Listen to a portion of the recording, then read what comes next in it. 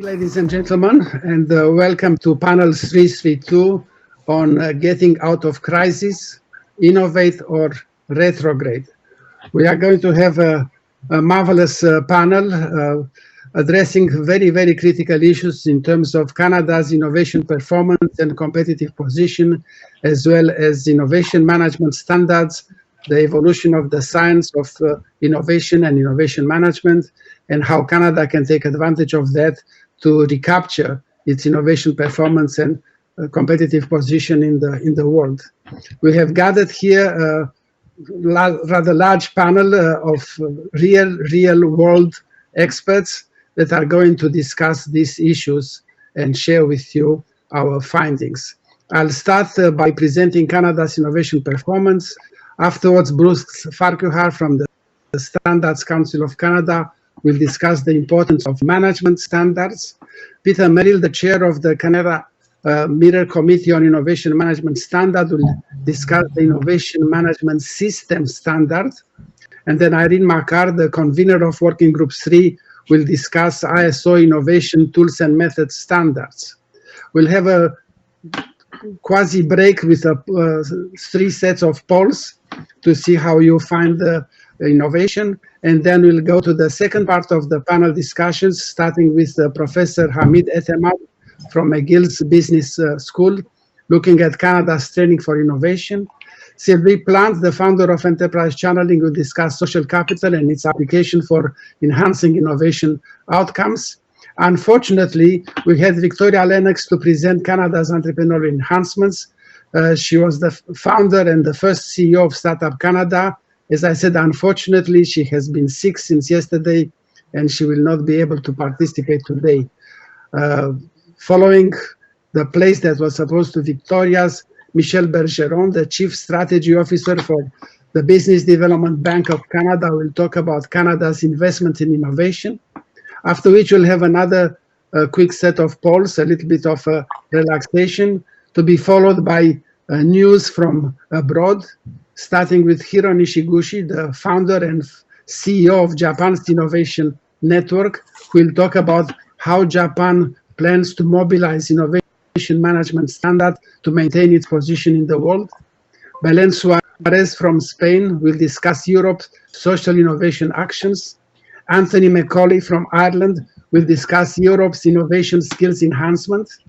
And last but not least, Rick Fernandez, the Chief Operating Officer of the International Association of Innovation Professionals, will present how the USA intends to use innovation management certification to maintain its leadership in innovation in the world. So, let me talk about Canada's innovation performance. I spent more than 50 years in Canada in all sorts of positions, from scientist, researcher, professor, technology developer, product manager and product creator, business manager and business creator, corporate manager and such, and did lots of studies on innovation performance in industry in Canada. So let's talk about Canada's performance. First of all, let's understand that innovation is the engine of evolution and sustainability, and that like people, companies and countries goes through the same stages of birth, growth, maturity, and decline, and probably death. But unlike people, companies have the potential for lasting much longer thanks to their renewal capabilities in terms of ideas, tools, people, in terms of continuous innovation to adapt to the situation in the world. Indeed, it is innovation that helps a company to from startup to growing. It is innovation that helps a growing company to become well positioned in its market segment. It is innovation that helps that company sustain itself in a very competitive situation. It is lack of innovation that leads to decline and eventual death. Why? Because innovation delivers new value. It attracts customers through new and better products and services, policies or programs. It surprises the competition through more effective processes, and it allows for continuous enhancement of resources and capabilities to continue to adapt and to participate.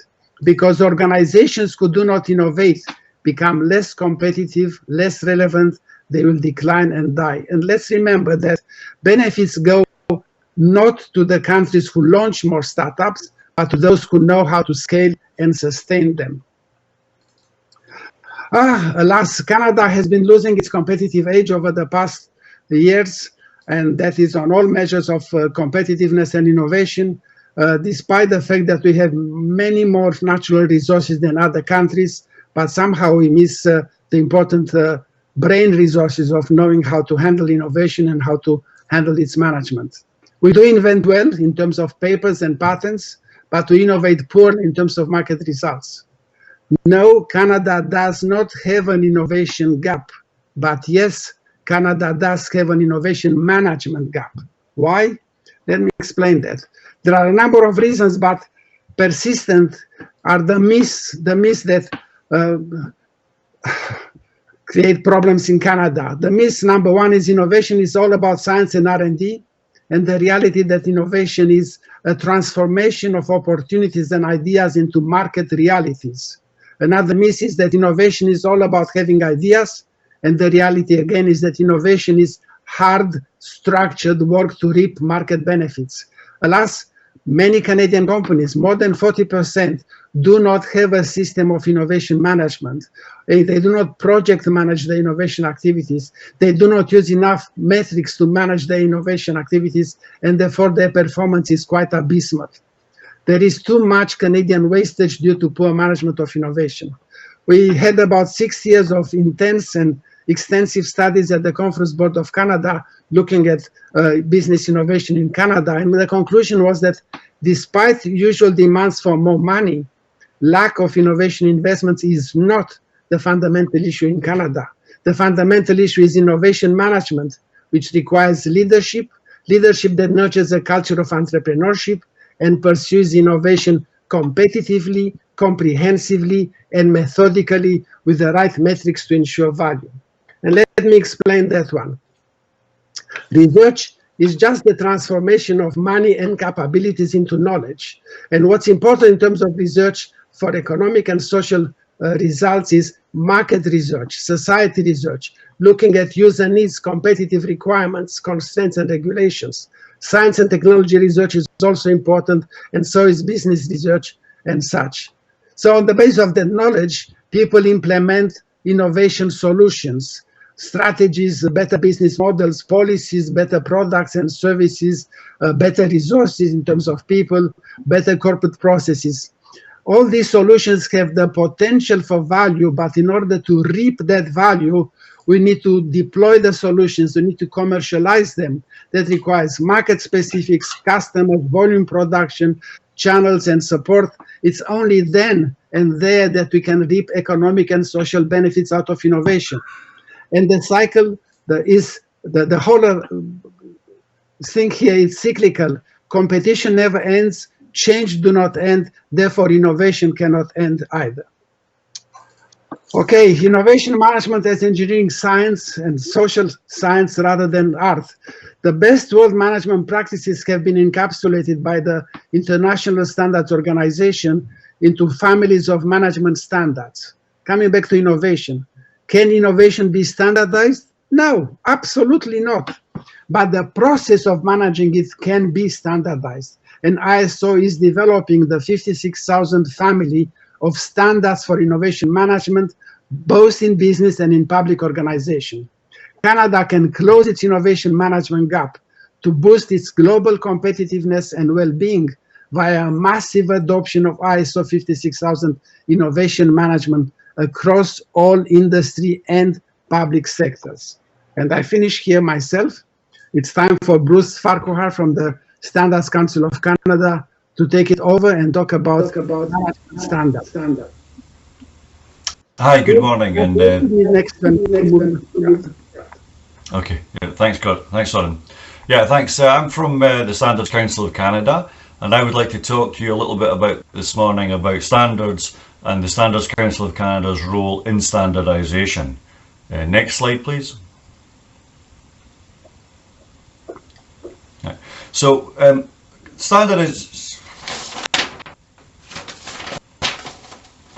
think you've gone 2 slides over Soren, can you go back one slide? No, that's it. No, that's it. That's it. Okay, great. No problem. Okay. Yeah, thank you. Okay, so what I want to talk about today was standards. Standards affect all aspects of our lives. You know, from the cars we drive in, from the buildings that we live in, from the video conferencing systems that we use to deliver conferences such as this. Standards underpin much of the technology and much of the things that affect us from the moment we get up in the morning until the moment we go to bed at night. From the moment that we're born until the moment that we die. Standards help to create product interoperability. They ensure quality and reliability. Standards can help increase efficiency and economies of scale. They can increase effectiveness of investment. They can increase trust, and they can reduce barriers to trade. Specifically in the innovation sector, standards form essential building blocks in establishing new technology and service platforms stimulating innovation. The presence of standards can help to establish markets, and they can also help to establish technology platforms such as mobile phones or other information and communications technology. Standards therefore are necessary to support interoperability with existing and complementary technologies and systems. Management standards also exist across all product and service sectors and across government and private sectors. You should care about standards because they're a valuable business asset to give you an edge over the competition. Standards also help you build a reputation and goodwill with your partners and clients. You can use standards to attract financing, strategically achieve business goals, and to secure your markets. Knowledge about standards will give you intelligence to avoid costly mistakes in your activities and the wisdom to strengthen or focus your business strategy. So who does standards development? The International Organization for Standardization, ISO, and the International Electrotechnical Commission, IEC, both based in Geneva, are two of the most well-known international standards development organizations. But there are other international standards development organizations out there, such as consortia, who are also developing international standards. We also have national standards development organizations. And in Canada, the Standards Council of Canada coordinates the standardization network. Within Canada, the Standards Council of Canada's role is not to actually develop the standards themselves, but to, on the one hand, develop the requirements and to accredit the standards development organizations who actually develop the standards. And this includes the Canadian Standards Association, CSA, Underwriters Laboratory in Canada, ASTM Canada, the CIO Standards Council, and in fact, it was 12 organizations now.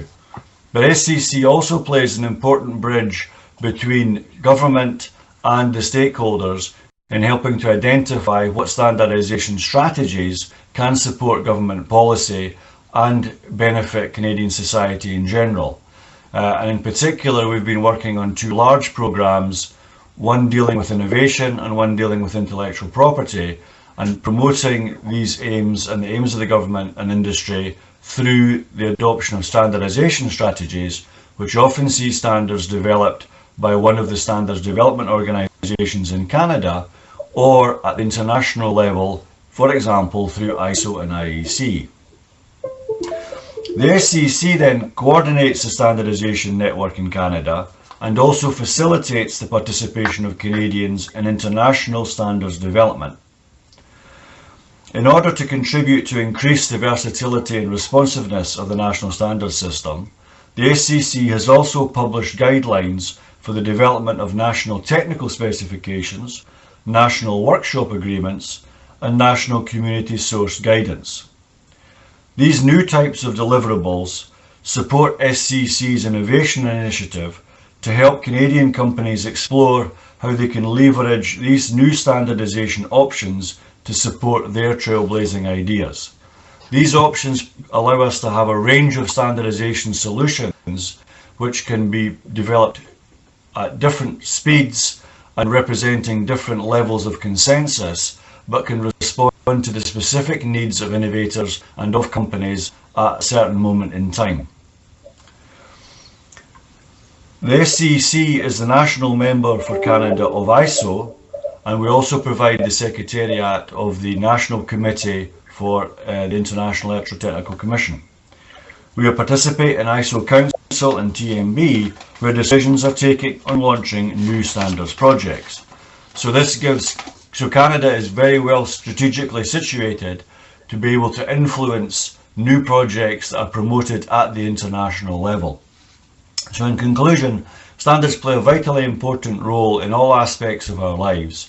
They are particularly important in areas of emerging technologies, where new markets need to be established, new platforms need to be established, and the Standards Council of Canada can help guide innovators and to navigate the standardization, to navigate the standardization system, and the SCC is well placed strategically to be able to advance their interests at the international level.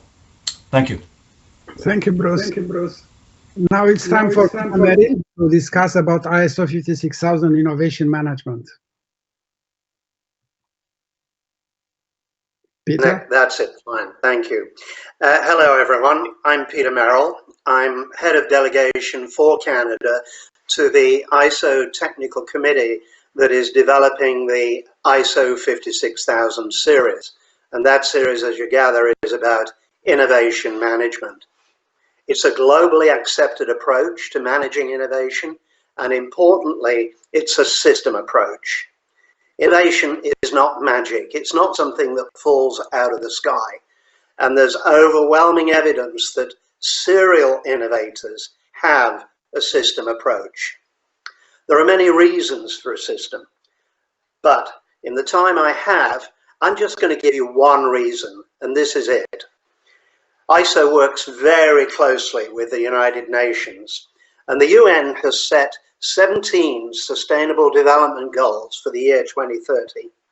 To achieve these goals requires an aligned approach between the private, public, and social sectors. Unfortunately, most innovation we see is piecemeal, and ISO 56000, being a globally accepted system approach, gives strategy with the ability to scale and deliver. It gives culture, which includes creativity. To achieve these SDGs, ISO 56000 is going to be an imperative. I can, of course, give many other reasons, but a globally accepted approach has many business benefits as well. It ensures alignment between organizations. So let me take you into the system and explain it. There have been 40 countries globally working on the development on the guidance standard. The guidance standard is the first of a number of standards in this family. It was published in 2019, and Canada has been at the heart of the development of this standard. In addition, Canada has developed a new work item proposal for ISO 56001, which, if it is approved, would be a requirement standard, an auditable standard. That is out for voting at the moment, voting on whether we commence work on developing this standard. And as I indicated, serial innovators have a system approach. They continuously generate new ideas, and it's recognized that innovation starts in the marketplace and the community, and it's driven by unmet need, and it creates a new offering which creates value and benefit. Next slide. Just to give you an idea of what a system looks like, let me tell you first of all, the structure of ISO management systems is based on, believe it or not, the original scientific method of Sir Francis Bacon, which was published in his book Novum Organum in 1620. And the structure of that scientific method is observe, plan, do, check, act. You'll hear many people say, oh, it's just plan, do, check, act. It's more than that. Plan, do, check, act was actually developed from Bacon's method. And it starts by observing what is happening around us. And in an ISO management system standard, that is clause 4. Just as a footnote, 1, 2, and 3 are just introductory. So in clause 4, we observe, and then in clause 5, the leadership takes what has been observed and feed it into the plan, do, check, act cycle. But a system is a set of interrelated and interacting elements, and that is an imperative, that the elements are interrelated. So let me show you that interrelation. Next slide. Clause 4 is where, as I said, we observe. We look at the trends that are happening, the social, the economic, the technological, the regulatory trends in the marketplace. And we see what are the needs that are being revealed as a result of those trends. We engage with other parties in order to meet those needs. Less than 5% of innovators operate on their own. Also, as part of this initial work, we look at the culture of the organization. We recognize that innovative organizations behave differently from the traditional organization. Then the leadership, they set direction. They have courage and they are willing to take risk. They set direction, the mission, and they allocate roles and responsibilities. And then we get into planning, where we address the risks which attach to opportunities. We set objectives. And at this point, we may well look at the structure of an organization. Generally, innovative organizations are flatter, and they tend to have highly competent people. A key output of this initial strategic work is the portfolio, in which we then manage the resources as we move forward.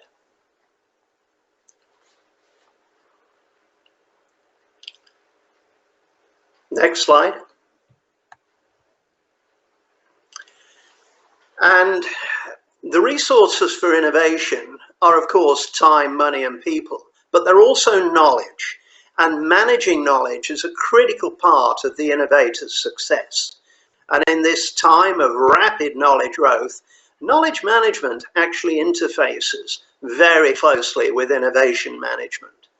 But we need knowledge in order to develop competence. Competence is the ability to apply knowledge.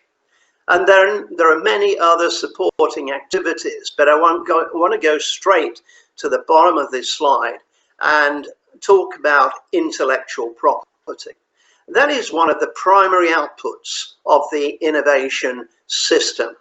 And it's something that we need to think about protecting right at the outset of the innovation process. Next slide. The innovation process I'm presenting here in a simplified form. It's not a linear process. Many people in R&D, and I come from that background originally, tend to think in project terms. But innovation is cyclical, it's continuous. And it starts with taking those alternative opportunities that we identified back in section 4 and narrowing down to the ones which we see as most of interest. We then find alternative solutions, and we then evaluate which are the preferred solutions and develop them into working solutions and deliver them. Next slide. In order to drive that process, we need measurement. And where a lot of people go wrong is they tend to think, well, we measure innovation by ROI, number of products less than 3 years old. But those kind of measures don't drive the process. We measure early. We measure the enablers, the ability to access knowledge, the number of ideas, the conversion of ideas into solutions. We measure the speed of development then. We measure early. And at the heart of all of this, the engine is the management review. The management team, the leadership, drive the entire system. And the last clause you see on this slide is improvement, and it's so easily overlooked. This is where we close the loop of the plan, do, check, act cycle. And a serial innovator is always raising the bar, always looking for new opportunities, always finding where they may not have achieved success, but using that knowledge for future success. Next slide. So to summarize, the ISO 56002 guidance standard has come together through global consensus over 40 countries. It is a comprehensive capture of innovation. Canada has been at the heart of this development, and it gives us that system approach to innovation. Canada has also proposed ISO 56001, a requirement standard, and that, as I say, is out for voting at the moment to see whether there is agreement that we should proceed with its development. I want to emphasize, though, these are only two out of the family of standards, and the management system standard exists within an ecosystem. There are a number of supporting standards which Irene McCarr is going to talk about. Thank you, Peter, for introducing Irene. Irene, the convener of Working Group 3, is going to talk about innovation methods and tool standards. Irene? Good day. My theme is on innovation needs focus. Tools help you get there. Slide 2, please. I look at standardization and accountability as going hand in hand. I believe that COVID has changed the world. High debt, high unemployment, uneven economies even more prevalent. I predict that there will be an increased movement towards utilizing science and technology policy tools to achieve outcomes that have impacts. Canada is very strong at producing raw science, early stage technology, but is much less successful on capitalizing those benefits. It's a long, complex journey to scale up a single technology firm. If applied properly, the standards developed in the 56,000 series can be of help to understand which firms may be more successful at scaling up than others.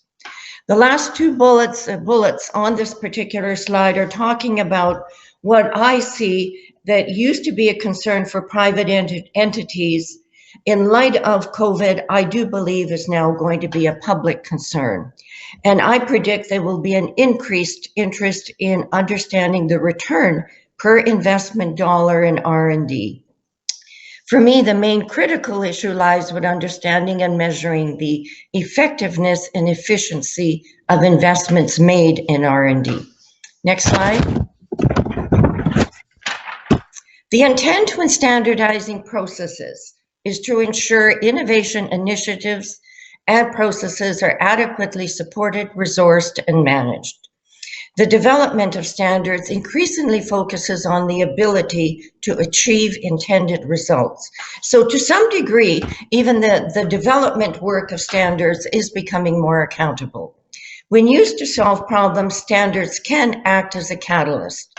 The next slide, we will look at all the 5 tools that have been developed. I'm going to focus, so first on the first column, and I'm going to explain why I put that science technology policy is always a hit or miss. That's kind of exaggerating. But most innovation policy is generic, whereas complexities of the world affect each country and sector differently. Research in innovation policy has shown that most wealth created from science, technology, and innovation is from problem solving around issues that exist within our economy as it is today. Problem-oriented work coupled with the right tools, such as foresight, strategic intelligence, provides a means to see emerging problems as well. Each of the 5 tools in the second column, can assist in moving innovation toward achieving outcomes with higher impacts. Next slide.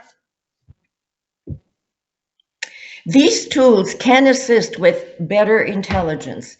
Everybody's economy is circular. Currently in Canada, we're not taking away problems, we're burying them. These tools can provide smarter intellectual property identification, use, and protection. This deters predatory behavior. It's essential for market positioning and higher profits. When looking at the trends collected by the World Bank IP and balance of payment trends, Canada is not sufficiently protecting the knowledge it needs to run its economy. All entities, private firms, governments, institutions collectively pay $6.4 billion USD each year to rent IP from other countries to conduct their business in Canada.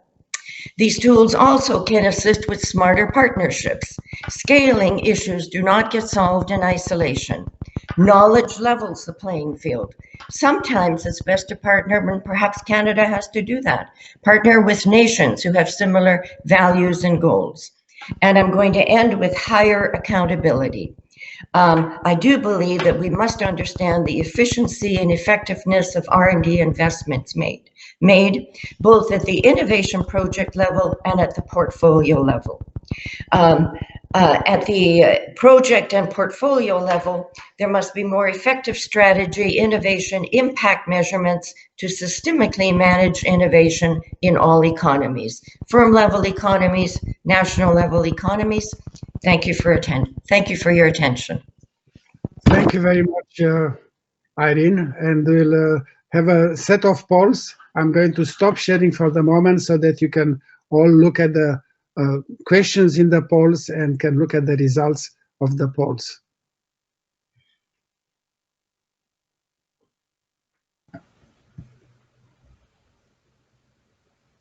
Okay. Are polls going to happen?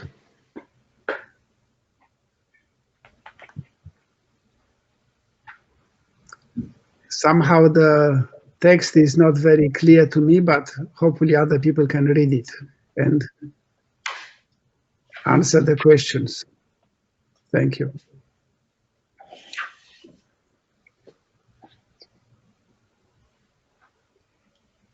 Text.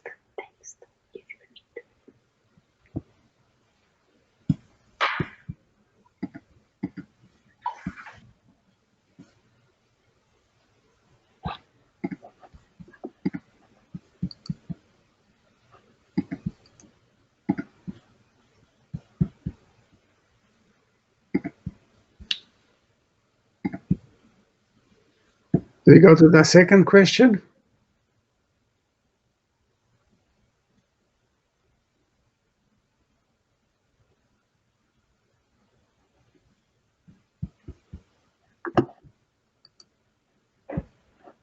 Oh, here are the results, quite interesting results. Quite a lot of the people in the presence are participating in organizations that do not have systems of innovation management. Can we go to the second question? Second poll, please.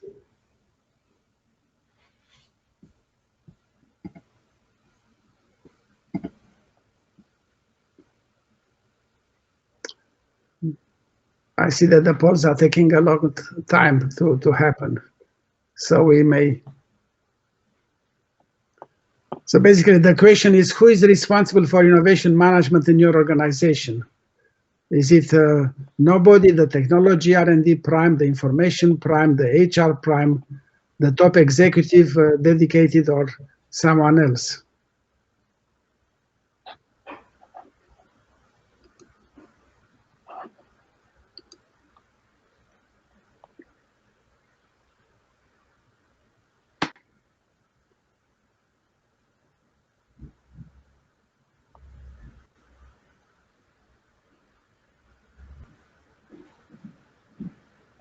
And the results are not very legible, at least on my screen. Okay. All right. Let's stop the polls and continue with the session. I'm going to continue sharing the presentation.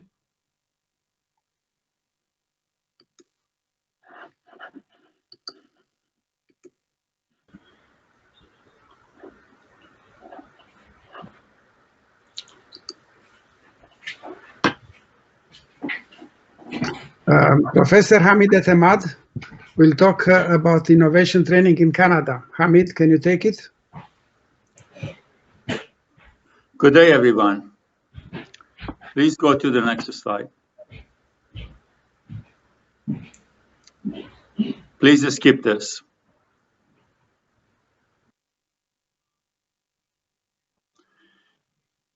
Actually, I'm a professor at McGill, and my perspective is from an academic perspective. And what I'd like to share with you is the new reality that Madam Irene Makar just pointed out at it. COVID perhaps has changed what used to be, and we need to think of the future post-COVID. That is why in all of my slides, the next 11 are left-hand side is post-COVID, and the right-hand side, the right-hand side is pre-COVID, and the post-COVID is on the right-hand side. I have highlighted practically things that I want to discuss rather quickly. I'm going to stay within my time, in spite of the fact that I have lots of text. So the message that I'd like to get across is the research and publication are the main aims of generating knowledge and patent and possibly licensing, but not for internal or external startups. So we are generating intellectual property. We are mandate and are funding in intensive research institutions like McGill is to generate knowledge and educate people, but it's not really to do innovation and commercialize internally or externally. So research and publications are the main aims of the universities. They are highly rewarded, but other things are not. The point that was already raised is that time seems to have compressed. So we need to really take much less of time in terms of research and development. For example, this is a research that indicates that we used to take 5 years, for example, to do research and development. Now it is pushed into 2 years. That's an important one. And my colleagues prior to me spoke about the standards that hopefully speed that one up. The marketing side of it, the startup side of it is the same. We cannot take 3 or 4 years to, for example, market in Canada and another 6 or 7 years to go international. The competition is really international. And if an invention, intellectual property, become innovation, we have to be successful internationally, as also Soren pointed out. Next, please. What we need to have is a system, is a coherent and consistent system. I'm using the terminology of triple helix. It's on the left-hand side of my slide. But I also see two conflicting events, two conflicting affairs going on. On the left-hand side, there is pressure to disintegrate or pressure to decentralize. It's the pressure for each company to do their own things. And on the right-hand side is the opposite. There is pressure to integrate. There is pressure to centralize. So we really need to find a system like a triple helix. And I come back to actually suggest that perhaps we need to have a quadruple helix that integrates at least 4 networks together. So, and this is not novel. Other countries like Germany have already done this, and they do have consistent and coherent system of integrated inventions, intellectual property that leads to innovation. Next, please.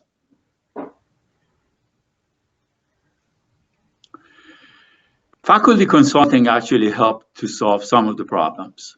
We solved some of the problems in commercializing intellectual property or licensing patents and solving the problems.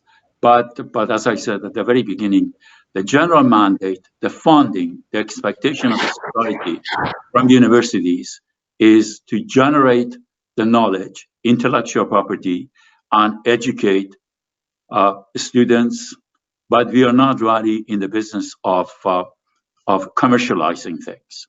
So problem solving, especially in post-COVID, needs to have more of importance. There are highly capable faculty members. McGill, for example, has 1,700 PhD professors who are teaching in various faculties. On the top of that, there are more than 4,000 doctors practicing in the hospitals. So if we can all pull together and in a sense solve problems, we can innovate. Canada is capable of doing that. Next, please.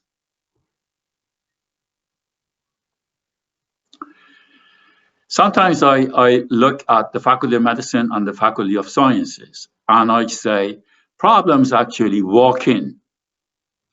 Think of a hospital, a university-run hospital. The patients actually walk in with their disease. That is the problem that Faculty of Medicine and Faculty of Sciences eventually, after a year or two, solve. But a year or two, for example, in case of COVID, is not sufficient. That is the time. But at any rate, when the problems walk in, we eventually solve the problem. So perhaps we should change our culture somewhat. And this is not just the universities, practically everywhere else. Seek problems and solve those problems. And those become the basis for innovation. And we can internationally sell them globally. So you can actually see that in COVID, there is tremendous effort to respond to the COVID problem and solve that one with vaccine. Again, we see the pressure of time on Pfizer, Corona, and all other countries and companies that are trying to come with a vaccine to solve this horrendous problem for us. Next, please.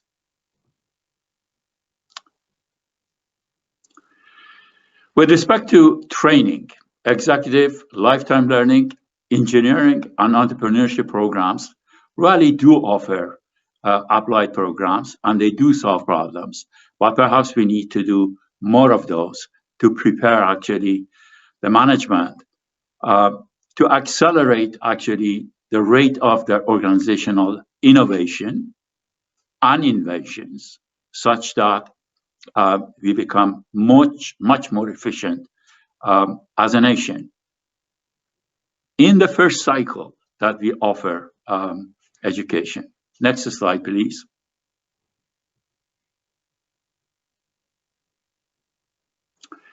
What I'd like to suggest and conclude is that, as I said before, there is a need for corporate, public policy, research-intensive universities to coordinate and collaborate in order for us to become globally more competitive. It is the global competitiveness which is becoming the currency of inventions and innovations, and we need to succeed globally. So triple helix perhaps is the very earliest start. And there is an example of that it works. It works very well. It is called C2MI. And C2MI is a collaborative arrangement between federal government, provincial government of Quebec, two global universities, two global institutions, and several universities. And on the next slide, please.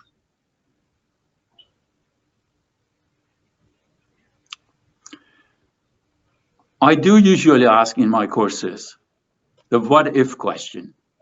I ask all of my students, whoever who is listening to me, to ask, what if what we are doing is not going to work? I call that one a what if question.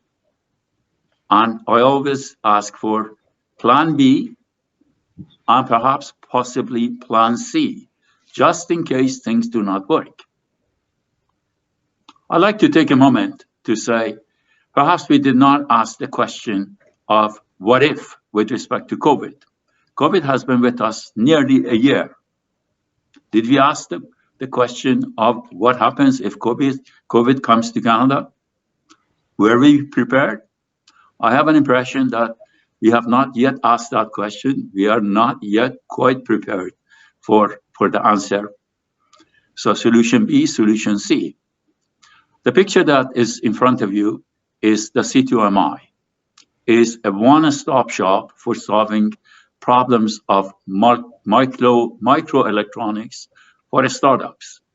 And as I said before, is a collaboration and a partnership.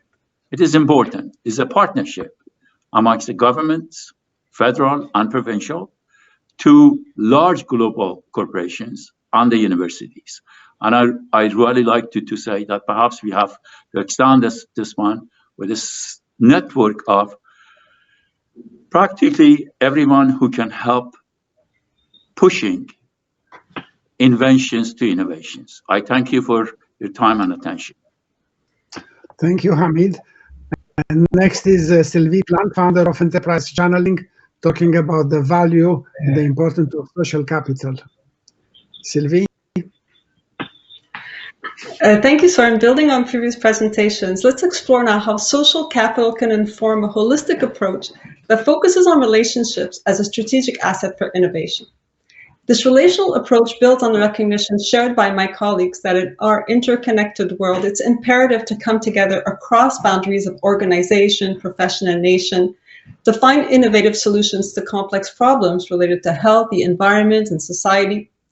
In the words of Dr. Rima Alawar, who spoke at last year's conference about the Ontario First Partnership, you can't do science by yourself in isolation. It's just not possible. So, next slide. Next slide, please. As government and industry come together to share the costs and risks of innovation, no, the previous one, researchers found that many public-private partnerships miss out, previous slide, please, because weaknesses in relationships between partners. There can be a culture shock when organizations have different values and ways of making decisions, so it's important to understand how to collaborate effectively using the relational aspect of innovation. Now to the CanCOVID slide, because in panel discussions with members of CanCOVID, which is a new network established in Canada this spring as an online platform to accelerate the mobilization of knowledge between the health sector and policymakers, I heard the same conclusion that I had come to in my own research, which is that it was necessary to network and to initiate clear and transparent communications across the community in order to create bonds between people. And this is what made the knowledge flow and the innovation happen. In fact, they found that this relational capability that they had developed was an innovation in itself, and they want to retain this capacity in order to address other health problems like COVID. And this example illustrates results of my own research, that what successful innovation and public-private partnerships have in common is the creation and use of social capital. And this refers to resources exchanged through relationships in social networks, individually and collectively. And I'll introduce 3 dimensions here. Relational social capital identifies the quality of relationships. Trust in personal relationships creates a greater willingness to exchange knowledge and to take risks for innovation. One of my participants in the research was Dr. Alan Winter, former Innovation Commissioner of BC, and he talked about how they spent time with researchers from government, academia, and industry to understand how partnerships could also contribute to the personal success and careers of the participants. And so this intentional relationship building at a personal level is critical to develop relational social capital. The cognitive dimension looks at how the way we think shapes the way we act. So this consists of common goals, shared values, common definitions. In my research, the ability of public and private sector partners to define risk as opportunity in pursuit of the public interest was an example of cognitive social capital that helped the public sector effectively de-risk innovation for the private sector. Now, the structural dimension describes who relates to whom and how resources are exchanged. So going back to the Can COVID example, they identified that simply giving money for COVID research wasn't sufficient because the lack of connection between sectors meant that some of the money couldn't be effectively leveraged. So throughout the year, Can COVID developed bonding social capital within the network to bring more stability in partnership collaborations.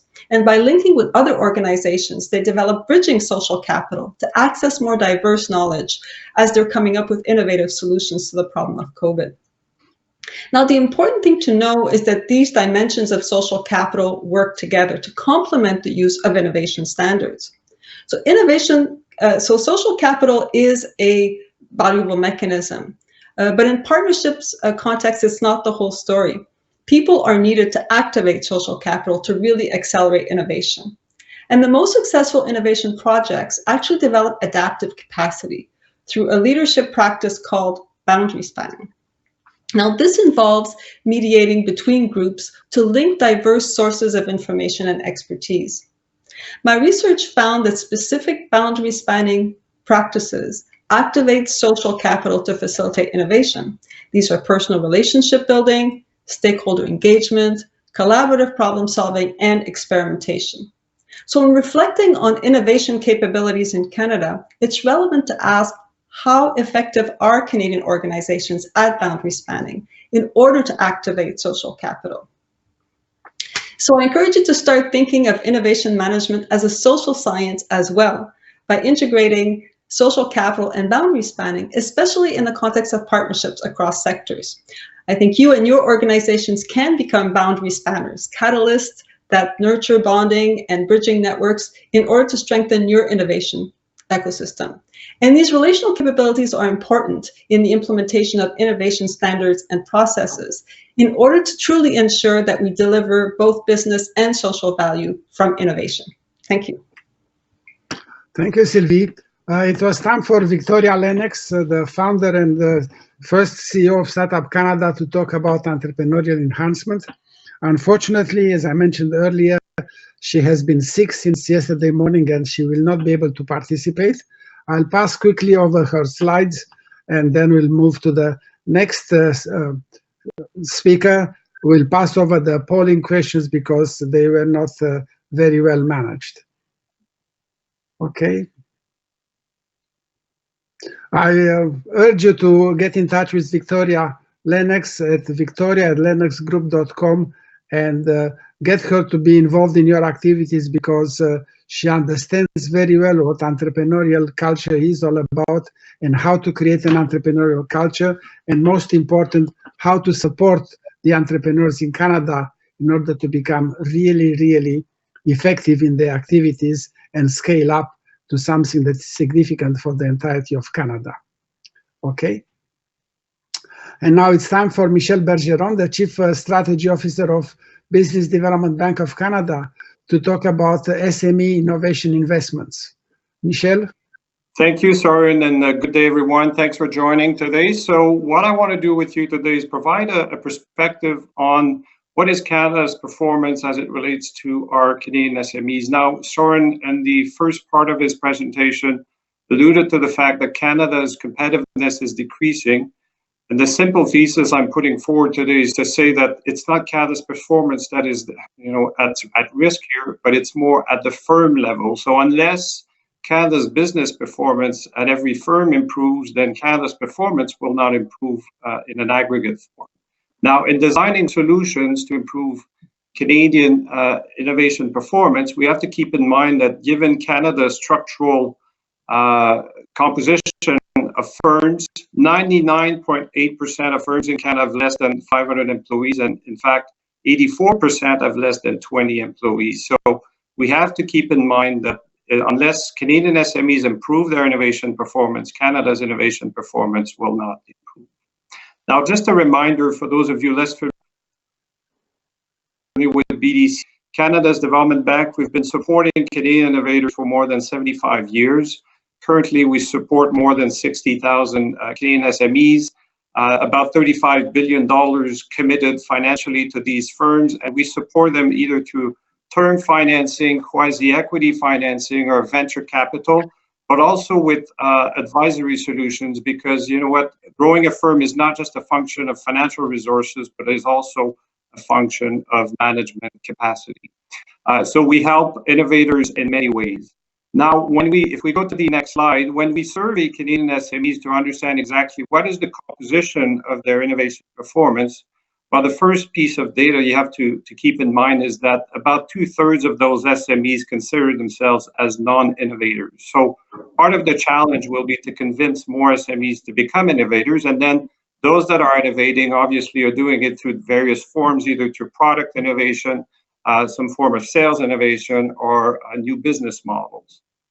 Now, if we go on the next slide, when we do provide support to our clients and help them innovate, we basically see innovation in a spectrum starting from the top to bottom. So obviously, convincing firms to start to innovate at the incremental level, you know what, related to process innovation, these are the small steps, improvements that ultimately, once they start implementing these, they'll start to see some of the benefits.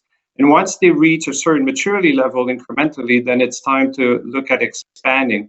And this is where various forms of innovation, incorporating more technology in their product service offering, or introducing new business model innovation comes in. Now, at the bottom of the slide, we are supporting what we call the disruptors. And these oftentimes are the tech-based startups that we support through our venture capital financing activities. And these are the firms that will basically redefine entire industries. So for instance, we have quantum computing technology in our portfolio. These are, if this firm is successful, could dramatically change the way computing works in the future. Now, one thing, if we move on the next slide, and this is an interesting statistics, but we support, as I said, a lot of business startups. And what we've observed is fundamentally the number one reason for business mistakes or business failure, this is not just a Canadian statistics, it's fundamentally a lot of entrepreneurs are building products and services that nobody wants or nobody is willing to pay for. So this is the fundamental problem that most of us in supporting the startup community are trying to address. So unless you build something that people are willing to pay for, you're solving a pain point that they're willing to pay for, you're not going to be successful. So in designing many of the innovation programs, you have to keep this important problem in mind. Now, looking on the next slide, as I mentioned, there are various forms of innovation, product innovation and process innovation being some of the more common ones. But in our practice, what we've observed is the more transformational type of innovation is business model innovation. And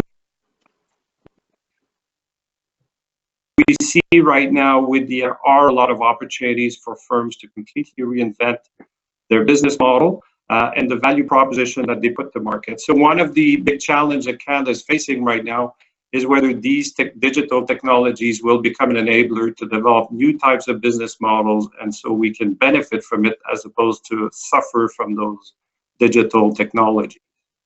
And in our practice, if we look at the next slide, one tool that we've used now, and this is a tool that we use in the strategic sessions that we do with our clients, is we use the business model innovation tool. And fundamentally, we start at the top right-hand side, for those of you familiar with this, and fundamentally, what kind of products, value proposition you want to put forward to your market. And it all starts with the clients. And ultimately, once you've properly understood the business pain points you're trying to address, how feasible is it to build a solution, and ultimately at the bottom, is it going to be viable economically? Are you going to be able to cost and make a profit as a result of it? So the BMI tool has been quite successful for us and is a great way to socialize business model innovation and discussions with Canadian SMEs. On the next slide, one thing, as we say in our support to Canadian SMEs, is the importance of, again, starting with customer pain points. The discovery process is quite important, and then the early customer validation is even more important, because as we said, don't spend 2 years developing a product before you test it out, because you might be completely wrong. And in the reality, many companies that we support, as a result of the initial customer validation process, end up pivoting their business model or product based on the feedback that they receive. So the constant iteration is extremely important. This is the kind of blurry line that appears on the left. The process of innovating is not a linear process. It is an iterative process. And ultimately, once you've got something, a product that has traction, then the scaling part of it is also an important challenge. So just to conclude, as I mentioned before, keep in mind that 99.8% of Canadian businesses are SMEs. So unless our Canadian SMEs improve their performance, Canada's performance will not improve. Now, as we said, from experience, incremental innovation is the first kind of step in learning on how to innovate. But what we've observed is that business model innovation is the area of innovation that will create the most value.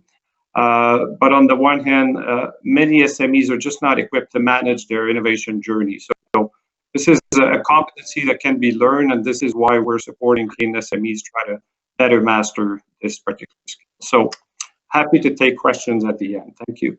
Thank you very much, Michel. You put the dot on the i's. We were supposed to have another set of 3 polls about satisfaction with Canada's competitive performance. What should the governments in Canada do about training for innovation management? What should they do about investment in innovation? We'll jump over the polls because we do not have time and they did not work very well. And we'll go directly to Hiro Nishigushi's presentation on Japan's mobilization of innovation. Hiro? Okay, good morning. Thank you very much for your kind invitation to be here. And my name is Hiro Nishiguchi. I'm one of the co-founders and the CEO of Japan Innovation Network, which is a non-profit organization, but it's an accelerator for large organizations. And Soren asked me to talk about Japan. And I think this explains everything I think I'd like to explain about. I think it's obviously it's an analogy, but I think many, if not all, business people are aware of the necessity to innovate. I think there's no question about it, but the real question is how. People are struggling to find a how. And with that how and the big questions, we've been actually accepting many, say, methodologies, design thinking, lean startup, and startups collaboration, CBC, all the kinds of things. But we, I think, categorize them as apps or applications. And I think every week we do have many great new applications to innovate. However, we found that the real problem is not about applications, but it is really about operating system, OS. Because if you don't have, unless you have a proper operating system to download to those wonderful apps to function well, actually the results are frankly a disaster. And now Japan is literally upgrading our entire operating system for organizations because our love for quality and precision and efficiency, effectiveness are based on based on the operating system focusing on linear operations. But for innovation activities, we do need operating system for non-linear and trial and error activities. So this is what we are doing. And next, then what is the content of operating system? We've been calling this as a double-decker management or double-decker innovation management. And in fact, it's obviously another analogy, but as you can see from this picture, a double-decker bus, and the first decker is more for implementation. The second decker is more for explore and decide. And the most important thing is actually driver. We do have a top management who actually has to drive this one bus, double-decker bus, together. The double-decker and the first decker all together. Because these two deckers are connected. And we basically invent, and we explore and identify and perhaps design the new business model on the double-decker, the second decker. Then we transfer that knowledge to the first decker so that we can implement it.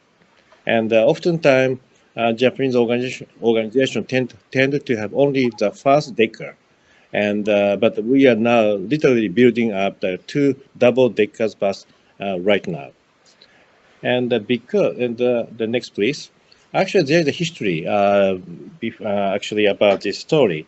Actually, real transformation of Japan has started in 2009, when the government of Japan decided to create the quasi-government innovation fund, and in 2009, and I was one of the co-founders and of this quasi-government fund. Actually, the INCJ had 20 billion US dollars. It's a lot of money, but what we have found that actually money is not enough. Actually, you can find many fundings all over the places, but what is really important was that to generate good project, the project with good business model. So after various trial error, we have just learned that we need to have this double-decker management style. Then we met with the ISO community. Next, please.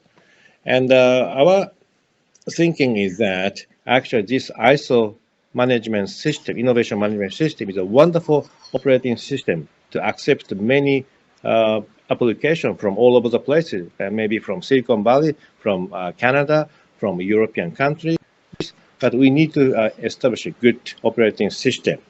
The real meaning of this operating system is, next please, to create a common language among various organizations.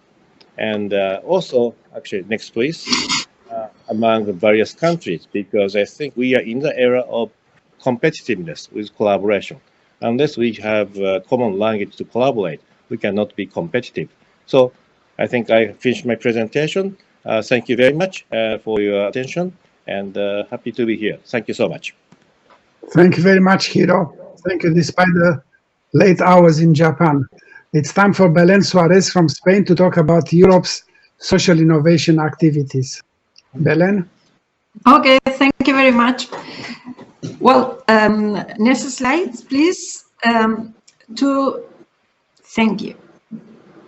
Now, perfect. So, to understand the full potential of social innovation could represent before to define a definition about this concept, we have to understand the context, and we have to make a paradigm shift from an ecosystem to an ecosystem perspective. In an ecosystem, the organization is structured to satisfy what shareholders want and privatize the decision making. Financial capital is valued about other contributions, costs are not fully disclosed, and transactions lack transparency. On the other hand, in an ecosystem where all the stakeholders are commitment to share the well-being of the community, all forms of capital are valued, all costs are considered, and transactions are transparent. The current pandemic, as my colleague said, make a critical disruption in our economy and society, highlight the need to think from the perspective of the ecosystem. So we should begin to care and act not only for ourselves or other stakeholders, but in the interest of the entire ecosystem in which activities take place. And in the center of this chain, as a main driver, we can find the people. Thank you. For this perspective, thank you. Next. Right. For this perspective, we can define a social innovation. It's a concept related to provide new ideas that meet social needs, create social relationships, and form new collaboration. This could be made by product or service models that addressing and meet needs more effectively. Speaking about Europe, the European strategic planning process has identified the main key orientation to research and innovation investment, starting from the main political priorities of the European Union, especially the green and digital transition, as well as Europe's recovery from the crisis. The vector to connect the European objectives and priorities with the result desired could be social innovation, providing new ideas. It is true that innovation could come from anybody. It doesn't have necessarily highlight technological, but however, evidences show that civil society and social entrepreneurs have a great potential for innovation and for originality to respond better to social challenges. But how can play this role social innovation? Thank you for these slides. To achieve the hikes political priorities, no, please, previous, thank you. It is important to use all the creativity people across Europe. That social innovation allows engaging society in the co-design, co-development, co-implementation, co-deployed product, services, or models with the use of the key and emerging new technology involving citizen and community in the bioeconomy revolution, and fostering at the same time inclusion, social inclusion. Okay, to do this, social entrepreneur needs, between other, visibility, an adequate legal environment, access to market, access to finance, and the right tool and metrics. In this slide, we speak about how provide social innovation and obtain the desired social impact. Well, stakeholders in Europe define main objectives and activity between there, connect, learn from each other and share experiences, improve the knowledge base across Europe, or support the social innovation and allow the development of innovative ideas that address social challenges, involve social investors, gather and disseminate evidence about the benefit of social innovation, improve in general the condition for social enterprise in Europe. As in the main activity, we can speak about networking, preventing competition and networks, provided funding, creation of ecosystem, develop impact measurements, and incubation and exploring. Please next.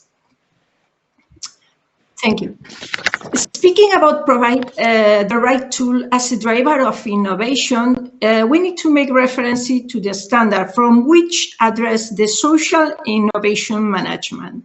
As an example, at the European level, Sense and ELEC standard, working in collaboration with ISO standard and more concretely with ISO 56000 family, and its role of support to the society and market, allows social market transformation, facilitate trades, and providing something that is absolutely critical at this moment, providing trust. Thank you very much. Thank you, Belen. And it's time for Anthony Macaulay to continue the European story, looking at the skills, innovation skills enhancements there. Anthony? Hello, everyone, and thank you, Søren, for inviting me to speak today. I'll briefly cover innovation initiatives designed to accelerate digital within Europe. Next, Søren.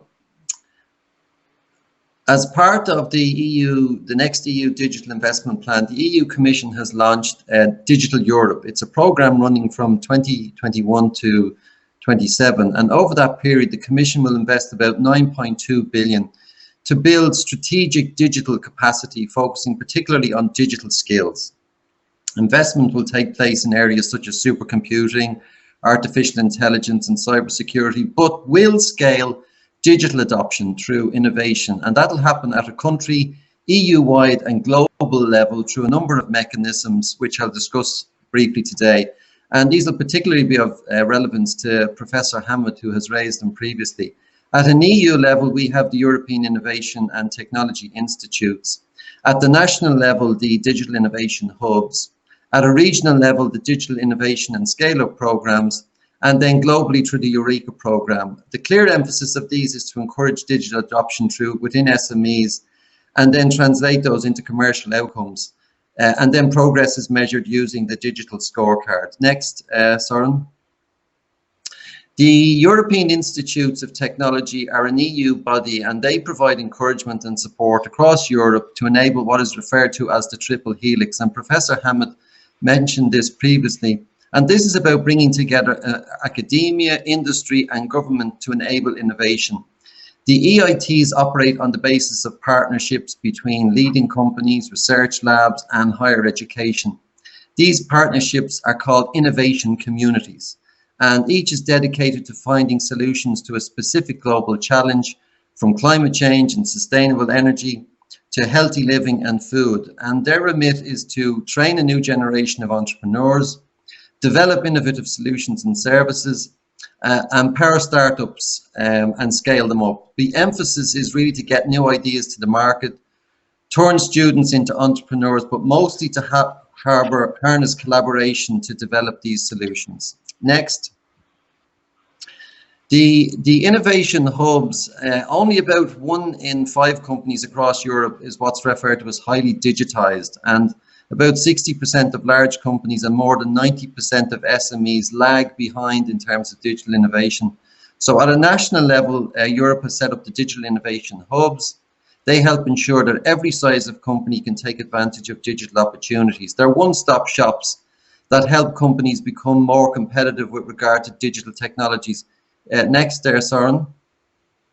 The digital innovation hubs address digital capacities such as high-performance computing, artificial intelligence, and cybersecurity. They provide access to what's called technical expertise and experimentation so that companies can test before they invest. They also provide innovation services such as financial advice, training, and skills development needed for successful digital transformation. Next, Søren. The digital, at a regional level, there are what they call digital, sorry, at a regional level, you have what are called digital innovation and scale-ups. And this was launched across what we call the CC region.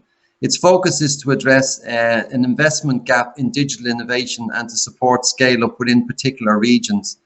Currently, about 50% of startups incubated within CC raise finance from investors outside Europe, like the US and China, and then often move their base.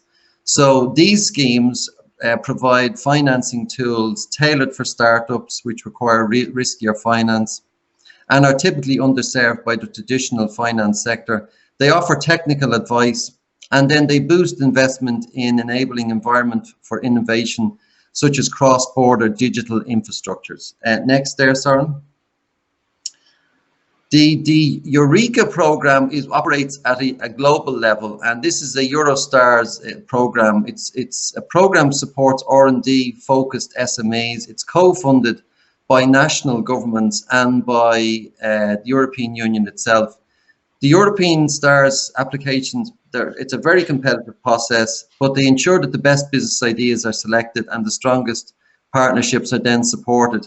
And it's been repeatedly shown that Eurostar helps business grow their teams, discover new expertise, and attract private investment. Final slide there, Søren.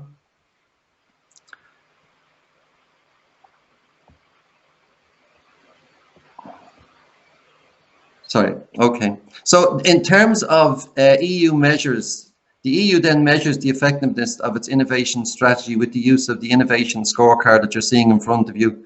Sweden continues to be the EU innovation leader at a global level. The EU has surpassed the US for the second time, but that lead is falling. Our gap over South Korea and Australia and Japan has increased. The EU encourages the adoption of standards such as the ISO 5600, and that emphasis is to convert those into SME-friendly implementations. And I've been fortunate enough to implement our national one here in Ireland, which is the Innovation Excellence Programme, which converts the ISO 56002, the innovation management, into an SME-friendly programme. And we're now looking forward to doing the same for the 56008, which is the innovation management. Thank you, Søren, and over to you, Søren, to introduce finally Rick. Thank you, Anthony. And last speaker before conclusions is Rick Fernandez from the USA. He'll talk about how USA plans to certify for innovation management in order to maintain its leadership globally. Rick? Yes, thank you very much. I'll try to do this quickly. The US really tries to integrate social, technical, and management system components such that you have an integrated innovation management system. So next slide. So what we do is we combine the social system with the right people at the right place and the right know-how and culture. Along with that, then we have a management system, which is what Peter and Irene and some of the others have mentioned, the management system for the series of 56,000 standards. And lastly, the tools and techniques necessary to make all this happen. Next slide. So if you look at our strategic plan for the US, what we have is, first of all, from the social side, we have creating jobs, quality jobs, and long-lasting economic growth, catalyzing breakthroughs for national priorities, and delivering innovative government with and for the people. Now, we do that through the tools that we certify people for, okay, through fueling the engine of private sector innovation and empowering a nation of innovators. So we want to create a nation that is full of people that know how to innovate. Lastly, we put that through a management system that basically helps us to invest in the building blocks of innovation. Next slide.